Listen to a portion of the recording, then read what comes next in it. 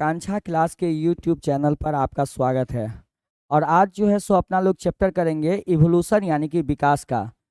और ये जो टॉपिक है वो ये अपना लोगों का ना 12वीं का प्रीवियस ईयर क्वेश्चन बैंक जो है उसी क्वेश्चन बैंक का ऑब्जेक्टिव क्वेश्चंस अपना लोग आज करेंगे। ठीक है, तो चलिए स्टार्ट करते हैं।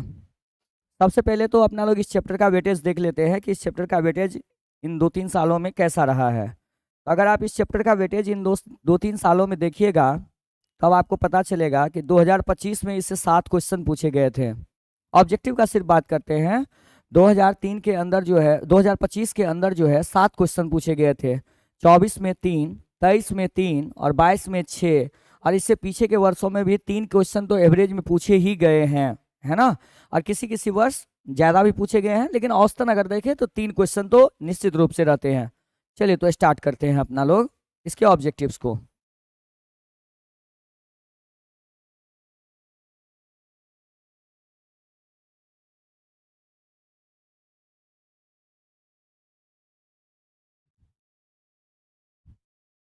चलो, अब पहला नंबर क्वेश्चन है आपका कि एस एल मिलर किससे संबंधित है। एस एल मिलर जो है वो किससे संबंधित है। तो एस एल मिलर जो है वो संबंधित है आपके जीवन की उत्पत्ति एवं विकास से। एस एल मिलर ने 1953 ईस्वी में प्रयोग किया था, और इस प्रयोग में जो है सो जीवन की उत्पत्ति और उसका विकास कैसे हुआ इसी को एस एल मिलर ने अपने प्रयोगशाला में समझाया था। जब इन्होंने प्राचीन पृथ्वी पर उपस्थित पदार्थों से जो है प्रयोगशाला के अंदर न्यूक्लिक अम्ल और कुछ प्रकार के प्रोटीन्स का निर्माण कर लिया था। ठीक है, अगला है कि शैलक्रमक होता है। नग्न चट्टानी प्रदेशों में पाए जाते हैं शैलक्रमक। निम्नलिखित में किस ग्रह पर जीवन की संभावना है। मंगल ग्रह पर संभावना है। निम्नलिखित में कौन सी गैस पृथ्वी के प्रारंभिक काल में नहीं थी। वह अपना जो पृथ्वी था प्रारंभिक काल में उस पर ऑक्सीजन गैस नहीं पाई जाती थी। कौन सी गैस नहीं पाई जाती थी। ऑक्सीजन गैस नहीं था हमारी पृथ्वी पर।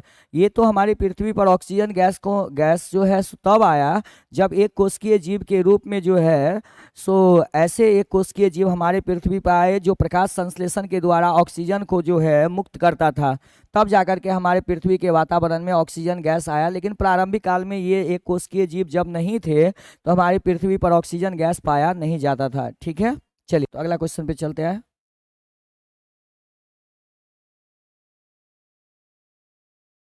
अगला क्वेश्चन है आपके पास कि कार्बनिक जैव विकास के पूर्व रासायनिक विकास हुआ था, इसकी अवधारणा किसने दी। देखो, रासायनिक विकास की अवधारणा जो है 2 वैज्ञानिकों ने दिया था। एक का नाम था ओपेरिन और एक का नाम था हेल्डेन। ओपेरिन और हेल्डेन, है ना, ओपेरिन और हेल्डेन नाम था, जिन्होंने कहा था कि पृथ्वी पर जो है सो जीवों का निर्माण यहाँ पर उपस्थित पदार्थों से ही हुआ है। तो इसका आंसर क्या होगा, ओपेरिन और हेल्डेन। ठीक है, चलिए तो अगले क्वेश्चन पे चलते हैं हम। अगला क्वेश्चन इस पेज में है।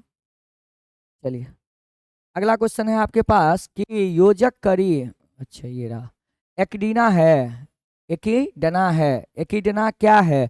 वह ये योजक करी है। योजक करी वैसे जीवों को कहते हैं जो जो जो दो जीवों के बीच में संबंध स्थापित करता है, उसे हम लोग कहते हैं योजक करी। तो एकिडना है योजक करी, क्या है, योजक करी।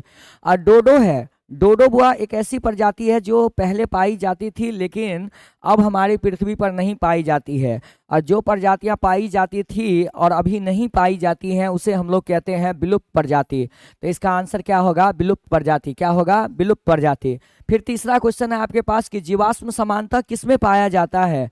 ऑप्शन देख लीजिए, रूपांतरित, आग्नेय, तलछटी और सभी।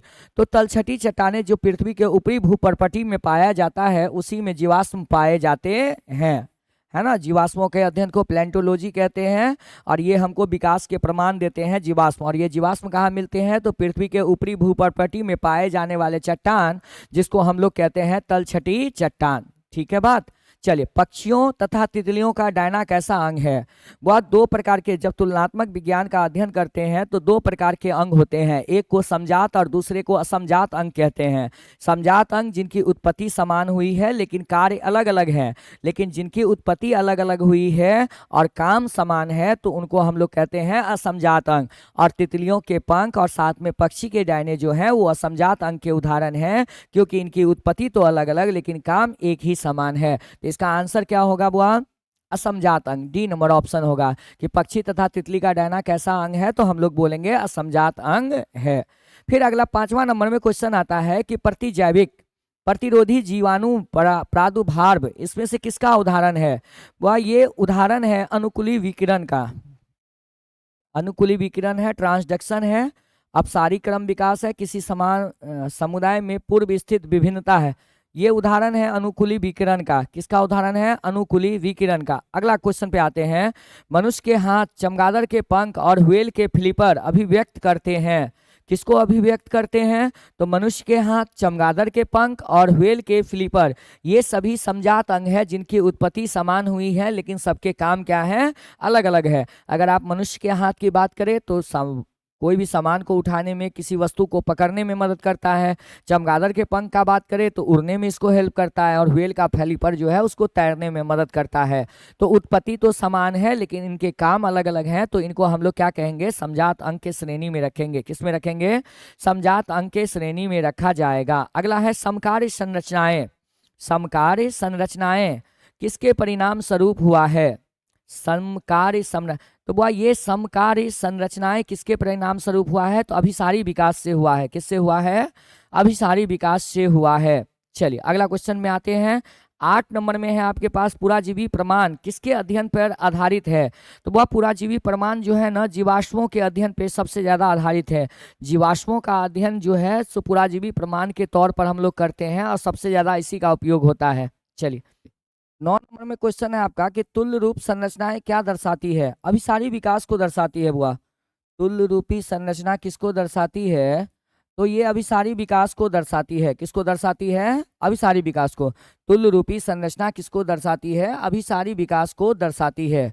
अगला 10 नंबर में है निम्नलिखित में से कौन समवृत्ति अंगों के उदाहरण है? समवृत्ति अंगों के उदाहरण है। समवृत्ति अंगों के उदाहरण है, तो इसके आंसर होंगे पक्षी एवं तितली के पंख है, कुत्ते एवं बिल्ली की पूंछ है, चमगादड़ के पंख और मनुष्य के हाथ हैं। पक्षी एवं तितली के पंख, पक्षी एवं तितली के क्या हैं? पंख हैं। चलिए अगला नंबर पे आते हैं। निम्नलिखित में कौन जीवित जीवाश्म है? जीवित जीवाश्म उसे कहते हैं जो लाखों वर्ष पूर्व जो है पृथ्वी पर पाए जाते थे, और इनकी कुछ जो है जीव अभी भी पाए जाते हैं। तो इनका आंसर होगा बुआ एम्फियोक्सस ए नंबर, लैम्प्रे सी नंबर, और लैटिमेरिया डी नंबर।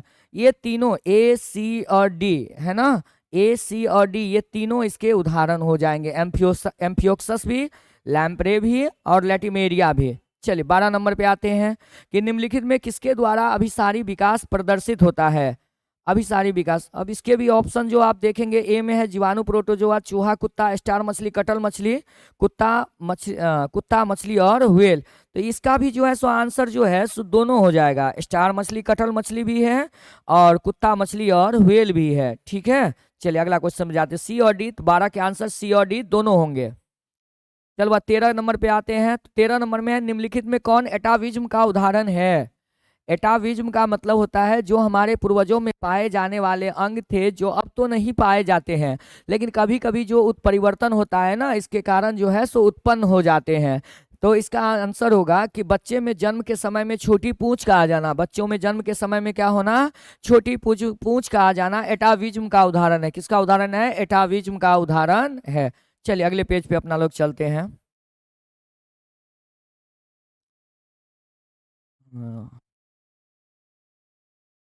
ये रहा बुआ, यहाँ पे एक ही क्वेश्चन है ना, इस टॉपिक में एक ही क्वेश्चन है, इसको कर लेते हैं। ऑस्ट्रेलिया के शिशुधानी प्राणी, ऑस्ट्रेलिया के शिशुधानी प्राणियों में के अनुकूली विकिरण इनमें से किसका उदाहरण है? ऑस्ट्रेलिया के शिशुधानियों प्राणियों में अनुकूली विकिरण किसका है? अभिसारी क्रम विकास का उदाहरण है। किसका उदाहरण है वह? अभिसारी क्रम विकास का। इसमें तो एक ही क्वेश्चन है। चलिए अगला पेज पे चलते हैं अपना लोग। यहाँ भी एक ही क्वेश्चन है कि ट्राइटिकम एस्टिवम जो कि एक प्रकार का हेक्साप्लॉइड गेहूं है। गेहूं जो होते हैं हेक्साप्लॉइड होते हैं। कैसे होते हैं? हेक्साप्लॉइड। उसमें गुणसूत्रों का 6 गो सेट पाया जाता है बुआ, और एक गुणसूत्र के सेट में जो है 7 गो गुणसूत्र रहते हैं। कै गो गुणसूत्र रहते हैं? 7 गुणसूत्र रहते हैं। तो चूंकि ये हेक्साप्लॉइड है तो 6 गो सेट यानी कि 6n होगा, और n का वैल्यू कहते हैं 7, तो 6 गुना 7 यानी कहते होगा 42। तो इसका आंसर होगा डी नंबर में 42। ठीक है, चलिए अगला पेज पे चलते हैं। पेज में और है क्वेश्चन कहीं। हाँ, अगले एक क्वेश्चन यहाँ भी है बुआ इस टॉपिक में। कहता है कि नई प्रजातियों के निर्माण का महत्वपूर्ण कारक क्या है। ए में है प्रतियोगिता, उत्परिवर्तन, विलगन और निरंतर विविधता। तो बुआ नई प्रजातियों के विकास का सबसे महत्वपूर्ण कारक कौन है। उत्परिवर्तन। कौन है। उत्परिवर्तन। उत्परिवर्तन का खोज ह्यूगो डी वायरस ने किया था, जिन्होंने बताया था कि उत्परिवर्तन एक छोटे से चरण में होने वाला बहुत बड़ा परिवर्तन को हम लोग कहते हैं। तो इसका आंसर क्या होगा। उत्परिवर्तन। चलिए अगला क्वेश्चन पे चलते हैं। इसमें हाँ, ये रहा आपका क्वेश्चन। चलिए चलिए, ये क्वेश्चन आपका हुआ। यहाँ पर ऑब्जेक्टिव है कि मनुष्य निम्नलिखित में से किस ऑर्डर तथा किस कुल का सदस्य है। मतलब किस ऑर्डर का है और किस कुल का है। तो वह मनुष्य जो होते हैं वो प्राइमेट्स होते हैं और होमिनिडी कुल के होते हैं। प्राइमेट्स उनका ऑर्डर है कि प्राइमेट जीव है, और साथ में उनका कुल क्या है। होमिनिडी। क्या है। होमिनिडी। चलिए अगला, ड्रायोपिथेकस किससे अधिक समानता रखते थे। लंगूर से। बुआ किससे सबसे ज्यादा समानता रखते थे। लंगूर से। किससे रखते थे। लंगूर से। अगला 3, मनुष्य के विकास की आयु किसके द्वारा मापी जाती है। तो रेडियोधर्मी दिनांकन या रेडियोधर्मी डेटिंग के द्वारा। किसके द्वारा। रेडियोधर्मी दिनांकन या रेडियोधर्मी डेटिंग के द्वारा। डायनासोर क्या है। 65 मिलियन वर्ष पूर्व तो डायनासोर विलुप्त हो गए हैं ना, तो इसीलिए इसको विलुप्त सरीसृप में रखेंगे। डायनासोर सरीसृपों का एक प्रजाति है और वो भी 65 मिलियन वर्ष पूर्व खत्म हो गया था, इसीलिए इसको विलुप्त प्रजाति के अंतर्गत रखते हैं।